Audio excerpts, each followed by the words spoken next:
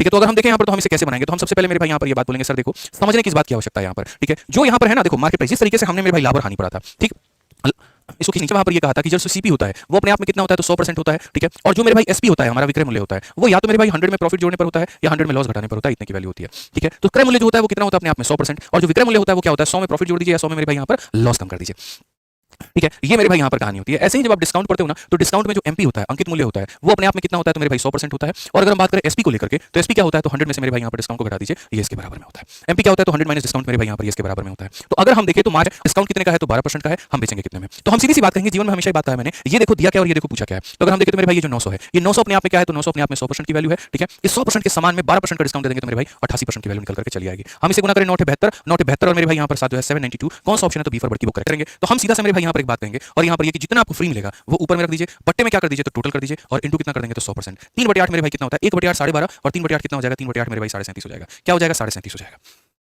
Clear ये बात यहाँ पे। तो मेरे भाई कैसे निकालते हैं, तो जो फ्री मिलता है उसको ऊपर में रख देते हैं और नीचे में क्या कर देते हैं, टोटल कर देते हैं, नीचे में क्या कर देते हैं,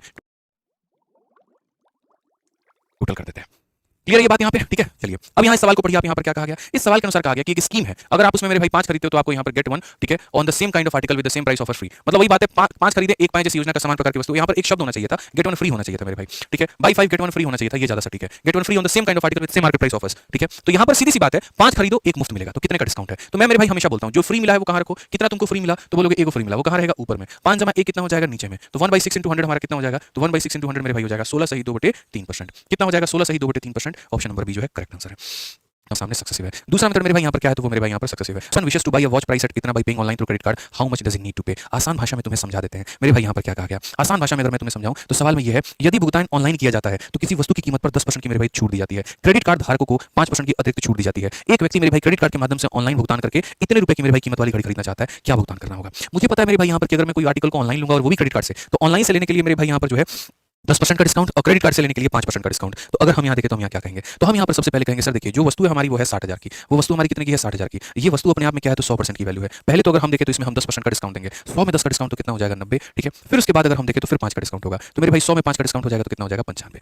एक डिस्काउंट के बाद में इतना, दूसरे डिस्काउंट के बाद में इतना, 4 जीरो से बच्चों आपके 4 जीरो खत्म हो जाएंगे। आप 9 से किसी भी संख्या को गुना करेंगे तो आपका डिजिटल सम 9 आना चाहिए, वही ऑप्शन को आंसर टिक करेगा जिसमें डिजिटल सम 9 हो। लेकिन यहाँ पर दोनों ऑप्शन के डिजिटल सम 9 है, आप मैटर में फंस जाएंगे, तो फिर तो आपको गुना ही करना बेहतर होगा। तो मैं आपको सलाह दूंगा मल्टीप्लाई ही कर लो फिर। 9 × 6 मेरे भाई हो जाएगा 54, यहाँ पे 540, और इंटू कितना हो जाएगा 95। अगर हम देखें 95 का 4 गुना कितना होगा मेरे भाई, 190 का डबल 380, तो 380 का 0 मेरे भाई 38 हमारा पास में। 95 का 5 गुना, ठीक है, 9 × 5 = 45, 50 × 25 = 475, और 475 में अगर हम इसको जोड़ दें तो मेरे भाई 8 5 13 7 3 10 11 513, तो ये हमारा हो जाएगा 513। कौन सा ऑप्शन आ जाएगा बच्चों, तो ऑप्शन नंबर जो है बी फॉर बड़ की बहू, ठीक है। तो जब भी हम